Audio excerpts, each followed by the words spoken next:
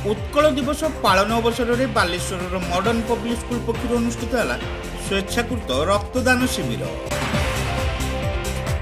बालेश्वर अग्रणी शिक्षानुष्ठान modern public school रे 90तम उत्कल दिवस मेघडंबर स्थित कैंपस परिसर में पालित हो जाइछि।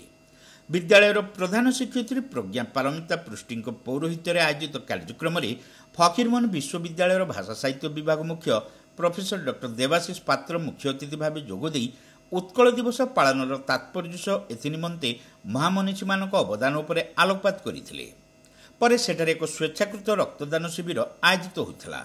Baleshwar chamber of industries and commerce बा बीसीआईसी सभापति तथा विद्यालय परिचालना समितिर सहसभापति संजय दास एही शिविर को आनुष्ठानिक भाव शुभारंभ करते। ग्रीष्म ऋतु में जिला रक्त भंडार में देखा देउथिबा रक्तर अभाव को पूरण पाई पवित्र दिवस रे रक्तदान शिविर आयोजन निष्पत्ति एक स्वागत योग्य पदक्षेप बोली श्री दास कहते। नहीं प्रथम तो आम जानलु जे ऑलरेडी ब्लड बैंक टिके ब्लड रो शॉर्टेज अच्छी आज गोटे भल दिन सेकेंड पिला भितर अवेयरनेस क्रिएट हो कि ब्लड डोनेशन बहुत लोग ब्लड डोनेशन डरती तो सर्टनली डोनेशन तो हम तापर अवेयरनेस क्रिएट हो पिला भितर कि ब्लड डोनेशन कले किसी खराब नुहे। विद्यालय परिचालना समितिर संपादक शशिभूषण मिश्र एतरी जोगदे उत्कल दिवस पालन अवसर में छात्र छात्री को रक्तदान प्रति उत्साहित करने लक्ष्य शिविर आयोजित होता कहते।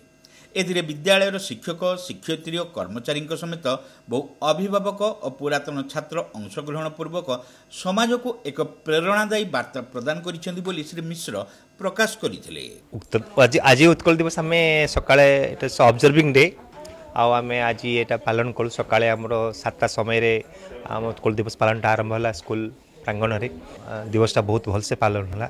तापर आम आज उत्कल दिवस उपलक्षे आम कौन कर भल कार्य कौन करूँ सेटा को आनुषंगिक करके पिला कौन देखे पारू जो कौन भल कार्य कर वृक्षारोपण हो पारन ए समर डेज तो रेनी डेज वृक्षारोपण से आ सब भाविकी मुझा को चॉइस कली जा यही दिवस आम ब्लड डोनेशन कैंपटा जोटा हूँ बहुत ही भल काम महत्व काम समस्ते जानती से कामटा आम करूँ आज से आज ब्लड डोनेशन कैंपटा हूँ टीचर्स पेरेंट्स आम एलुमिनी जे अच्छा पुरातन छात्र से नहीं आम वेल विशर्स समस्त को लेकिन आज ये ब्लड डोनेशन कैंप एही अवसर में उभय श्री दास और श्री मिश्र रक्तदान करते।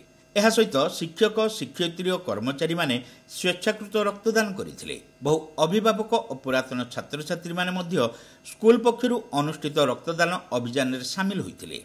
शिक्षयित्री प्रभाती पीरी उत्कल दिवस पालन कार्यक्रम में संयोजना करथिबा बेले मधुचंदा दास शेष समस्त को धन्यवाद देते।